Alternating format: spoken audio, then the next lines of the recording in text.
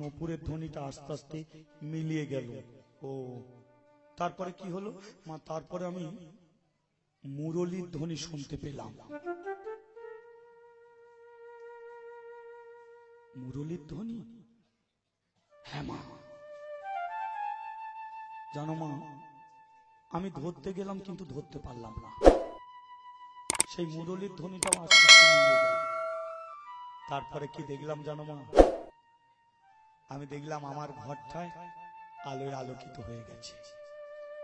আর ওই ঘরের মধ্যে ডাউনলোড ফর বাবু সোনার আধিকারিক কীর্তন ভিডিওস।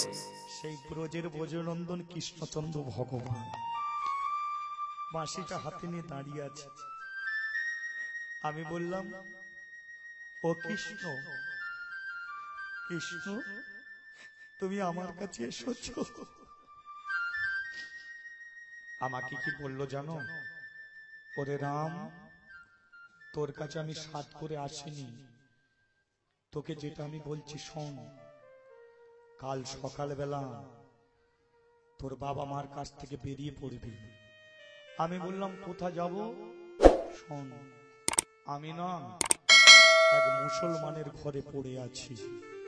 জানিস, আমি যদি কোনো ব্রাহ্মণের ঘরে থাকতাম তাহলে আমার কোনো দুঃখ ছিল না। আমি যদি কোনো ছোট জাতির ঘরে থাকতাম তাহলে দুঃখ থাকতো না।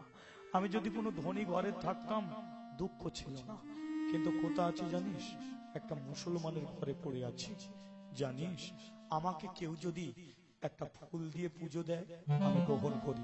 কেউ যদি ফুল না পেয়ে পাতা দিয়ে সেবা দেয় আমি সে সেবা গ্রহণ করি। কেউ যদি পাতা না পেয়ে একটি তুলসী পত্র দিয়ে সেবা দেয় সে সেবা আমি গ্রহণ করি। কেউ যদি গঙ্গা জল না পেয়ে পুকুরের জল দিয়ে সেবা দেয় সেটা আমি গ্রহণ করি।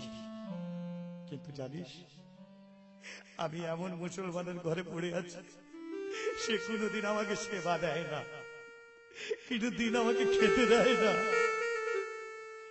আমি না খেয়ে অনিদ্রা অনাহারে পড়ে আছি। জানিস, প্রতি রাতে প্রদীপ জেলে আমার কাছে যায় আর আমাকে দেখেই চলে আসে। আমাকে একটু তুলসী পত্র দিয়েও সেবা দেয় না। জানিস, আমার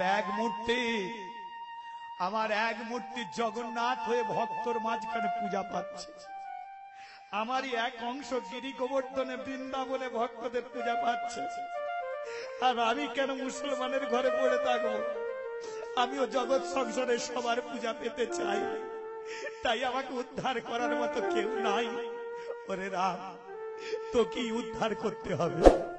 আমাকে মুসলমানের ঘর থেকে উদ্ধার